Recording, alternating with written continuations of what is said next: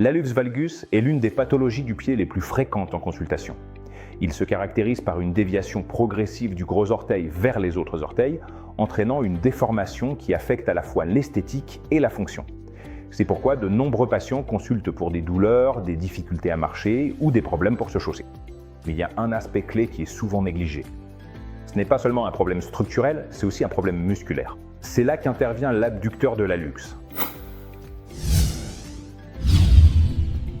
Un muscle intrinsèque dont la fonction est de maintenir l'alignement du gros orteil et de stabiliser le premier métatarsien. Lorsqu'il fonctionne correctement, le pied conserve une bonne mécanique et répartit mieux les charges.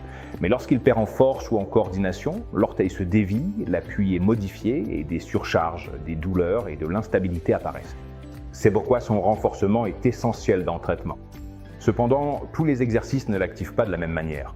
Le toe spread out vise à écarter les orteils et à améliorer le contrôle moteur, même si cela est souvent difficile au début. Le short foot travaille de façon plus globale la stabilité du pied, mais il ne cible pas toujours ce muscle en priorité. Et les flexions du gros orteil font souvent davantage intervenir la musculature extrinsèque, ce qui donne une fausse impression au travail spécifique. Donc la question clé est quel exercice active réellement l'abducteur de l'hallux de manière efficace?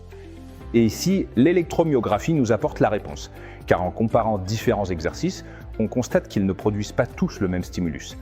L'adduction de l'avant-pied est l'exercice qui génère la plus grande activation, en plus d'améliorer la capacité de contraction du muscle, ce qui indique qu'il ne l'active pas seulement davantage, mais qu'il aide aussi à gagner en force.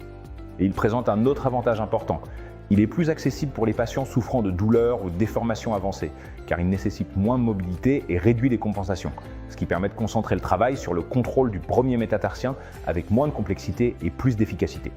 C'est pourquoi il peut servir de base au traitement, notamment dans les phases initiales, avant d'introduire d'autres exercices complémentaires. Mais c'est là que beaucoup d'approches échouent. On prescrit des exercices sans vérifier si le muscle est réellement activé, car bien exécuter un exercice ne garantit pas que l'on sollicite le bon muscle.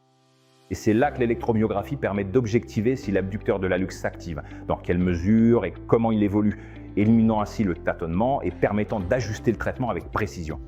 En définitive, l'hallux valgus n'est pas seulement une déformation structurelle, c'est aussi une altération fonctionnelle dans laquelle ce muscle joue un rôle clé. Et les preuves montrent que l'adduction de l'avant-pied est l'un des exercices les plus efficaces. Mais au-delà de l'exercice, l'essentiel est de mesurer. Car en rééducation, il ne s'agit pas d'en faire plus, mais de faire ce qui fonctionne réellement. Alors, je te pose une question.